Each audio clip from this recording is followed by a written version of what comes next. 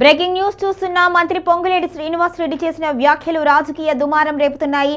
ఖమ్మం ఘటనకు సంబంధించి ఆయన వారందరూ ఏడ్చే వారందరూ కూడా పెయిడ్ ఆర్టిస్టులే అంటూ కామెంట్స్ చేశారు. ఈ కామెంట్స్ పై రాజకీయ వర్గాల్లో చిచ్చురేగింది. ముఖ్యంగా కేటీఆర్ ని హరీష్ రావుని ఉద్దేశించి తీవ్ర విమర్శలు చేశారు.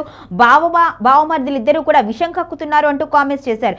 ఇవి ఇప్పుడు బీఆర్ఎస్ శ్రేణుల్లో ఆగ్రహానికి తెప్పిస్తున్నాయి. మొత్తానికైతే ఖమ్మం ఘటనకు సంబంధించి బాధితులైతే బోరున విలపిస్తున్నారు. వీరందరూ కూడా కేవలం పెయిడ్ ఆర్టిస్టులే అంటూ మంత్రి చేసిన వ్యాఖ్యలు రాజకీయ సంచలనం రేపుతున్నాయి. ఇదే మంత్రి ఈ ఘటన తరువాత కలెక్టర్కి ఫోన్ చేస్తే నీ నియోజకవర్గం కాదు కదా సార్, ఎందుకు ఫోన్ చేశారు అంటూ వ్యాఖ్యానించారు అని పొంగులేటి పేర్కొన్నారు స్థానికులతో. మరి అదే పొంగులేటి వారందరినీ పెయిడ్ ఆర్టిస్టులు అనటం ఏంటి అంటూ కూడా బీఆర్ఎస్ నిలదీస్తుంది. మొత్తానికి గత 3 రోజులుగా అయితే ఖమ్మం ఘటన రాజకీయ సంచలనం రేపుతుంది. దేశవ్యాప్తంగా ఇది సంచలనంగా మారింది. మరోవైపు కాంగ్రెస్ అధిష్టానం కూడా దీని మీద దృష్టి పెట్టింది. ఇక నిజ నిర్ధారణ కమిటీని వేయాలి అనే ఉద్దేశంలో అధిష్టానం ఉన్నట్టుగా తెలుస్తుంది. ఈ నేపథ్యంలో మంత్రి పొంగులేటి చేసిన వ్యాఖ్యలు హాట్ కామెంట్స్ గా మారాయి.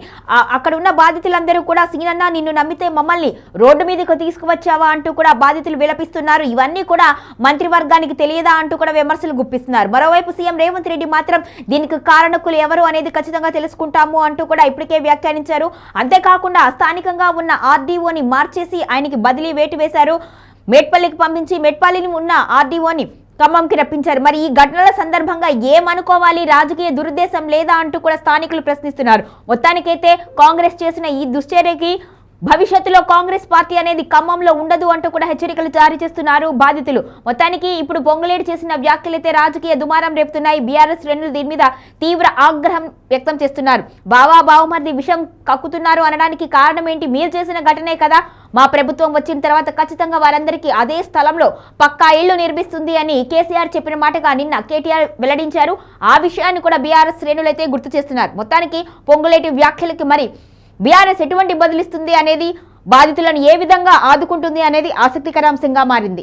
పూరితమైన చెరొక పక్క బావమర్దులు చెరొక పక్క విషాన్ని కమ్ముతూ, నిత్యము విషాన్ని కమ్ముతూ పెయిడ్ ఆర్టిస్టులతో